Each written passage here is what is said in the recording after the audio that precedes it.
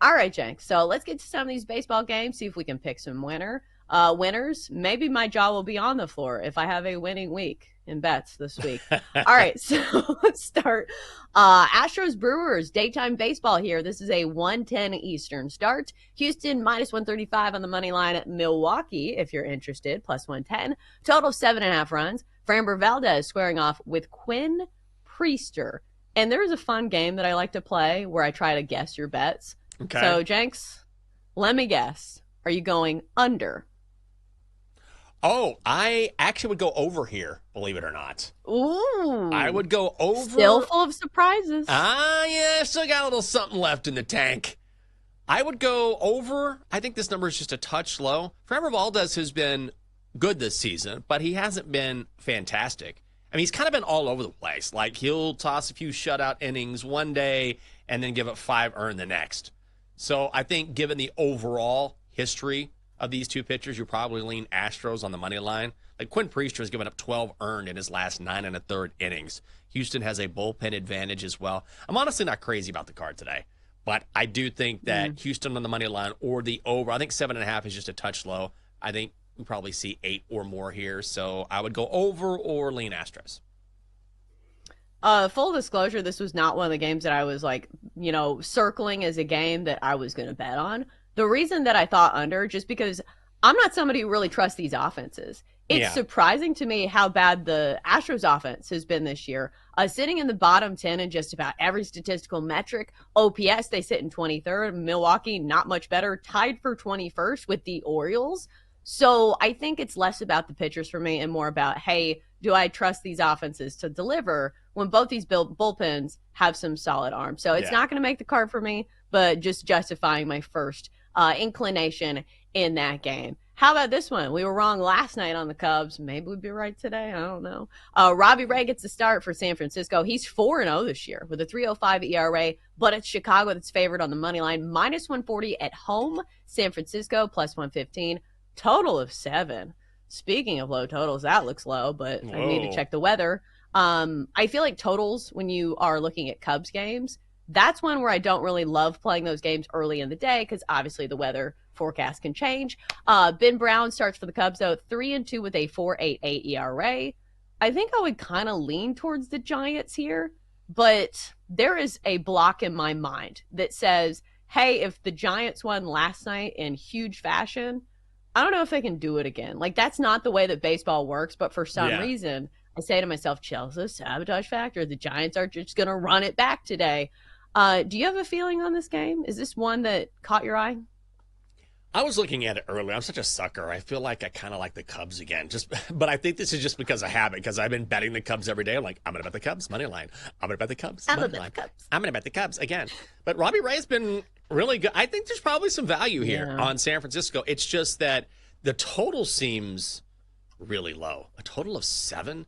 I think probably this would tell you that the wind is blowing in today at Wrigley. Like, there definitely has to be a weather factor, especially when you look at the Cubs bats. And I know Robbie Ray, again, has been very effective this season. But based on San Francisco exploding last night and having a little pop and Ben Brown with an ERA near 5, I don't feel great about this game. I think I would lean Giants on the money line, and I would also take a look at the total, but take a look at the forecast at Wrigley as well. Yeah, this is one that maybe I'm staying away from. I will say Robbie Ray has been really good, but please look at the teams that those good starts have been against. Like 7 shutout with only 2 hits, really good. 8 strikeouts, but it was against the Rockies. Against the Rangers, 7 innings, only 2 earned runs, 8 strikeouts. Okay, it's decent, but the Rangers have been really disappointing. I think they've been one of the best under teams this year.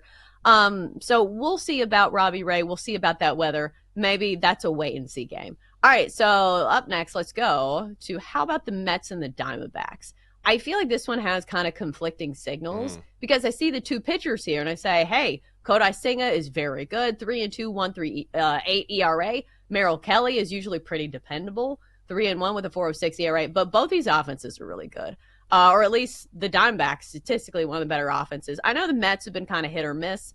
But it feels like they get those clutch hits. They've won a lot of close games this year. So I don't know which way to go on the total. It is pretty high at 9.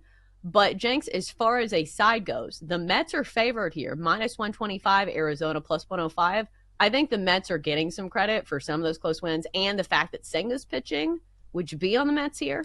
Yeah, I think I would, actually. I like the Mets in the first 5, Chelsea, is what I like. I can't go against Kodai Senga. I mean, he has not given up more than 2 runs in a single start. His worst outing was against the Nats on April 25th. He gave up 2 runs in 6 innings. Ooh, terrible. Now, he faced the Diamondbacks in his last start. That was at Citi Field. Only pitched 4 innings, gave up a single run, and both of these teams are pretty close when it comes to first 5 run production. So as good as Merrill Kelly can be, Kodai Senga has just been next level. So based on what I've seen from him, I like Mets first 5. Yeah, I think I like the Mets as well. Like, if I had to, fall in a direction, it would be the Mets. And listen, you get a good team at a pretty cheap price. Like, I understand the Arizona Diamondbacks are a good team as well. I was talking about their offensive numbers, 4th overall in OPS. But the Mets are actually better than I thought when it comes to their offense. They're sitting in the top 10, 7th overall in OPS. So maybe there's some more ammo if you do like the Mets there. But if you're squarely looking at Kodai Senga and saying, hey, this is the reason I'm betting on the Mets, I think you're right in saying, hey, the first 5 is the way to go. All right, so let's spin it to, all right, I'll give you an option. Phillies, Rays, or Padres, Yankees. Because yesterday we said to ourselves, why are the Phillies only minus 120 with Zach Wheeler going against the Rays? And maybe it had something to do with the Rays starter because Rasmussen was pitching yesterday, I believe. Shane Baz goes today. He's 3-1 with a 3.86 ERA for Tampa Bay. Christopher Sanchez. He's not Zach Wheeler, but he has good numbers. Yeah, he really does. But Philly is minus 135 today. So maybe the odds makers kind of corrected things there. Or you could go Padres-Yankees. Good pitching matchup here. Dylan Cease, who's been a little hit or miss this year. But Max Fried is 6-0 with a 1.01 ERA. But the Yankees are minus 185. So choose your adventure, Jenks. Phillies, Rays, or Padres-Yankees? I'm looking at this Padres-Yankees game, which I think is interesting. I think the Padres could be – here's what I would do. However you play this, try to get some plus money. So you can make the case for the Padres in that, all right, it's still the Padres. The Padres at plus 150 is a very good price, right? And Dylan Cease, if you go beyond his 1-2 record, 5.61 ERA, he's pitching better than that if you look at underlying metrics. That said, Max Fried has been unhittable. Right now, he's the 3rd favorite to win the Cy Young in the American League, plus 650 behind Tariq Skubal, Garrett Crochet, and Hunter Brown. He's pitched 20 2/3 consecutive innings. So I don't necessarily know if I want to fade him at this point with the run he's been on. So if you like the Padres, fine, get Padres at plus 150. If you like the Yankees, get the Yankees on the run line. That's plus 125. Yeah, I feel like Dylan Cease at his core is a good pitcher. Yes. And I think this is an important justification to try to make when you're looking at bets this early in the year. Because listen, it is still a pretty small sample size for pitchers. How many starts do they have? 5, maybe at most. So I think that there is still a good pitcher in there somewhere. So if you're looking at sabotage factors and I feel like when a team is minus 185, you need to really like them. And I just don't like the Yankees at that price. So you're right. Like maybe you could play them on the run line. Not a huge fan of playing favorites at home on the run line. But I think the Padres are too good. Maybe that just, stays on the cutting room floor for me. Okay, we've got time for maybe one more. A couple that kind of stood out to me just from an interest perspective. The Dodgers lost to the Marlins last night.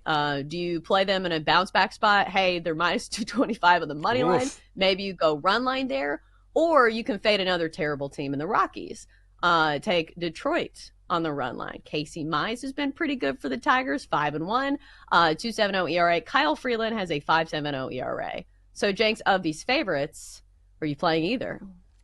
I mean, ultimately, I'd probably just take the Tigers on the run line against the Rockies. The Rockies are just so bad. Kyle Freeland, 0-4, 5.70 ERA. And if you look at the worst run line teams in baseball, it's the Rockies and the Pirates slugging it out at the bottom. So when they get, of course I say this, anytime I faded the Rockies. By missing punches. Yes. And anytime I faded Colorado this season, what they do, they win outright. So maybe I should stay away. But I'd take Tigers run line.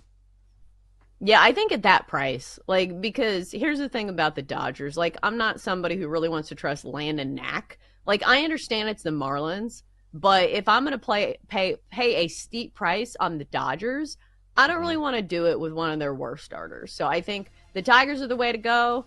Casey Mize has got it going on.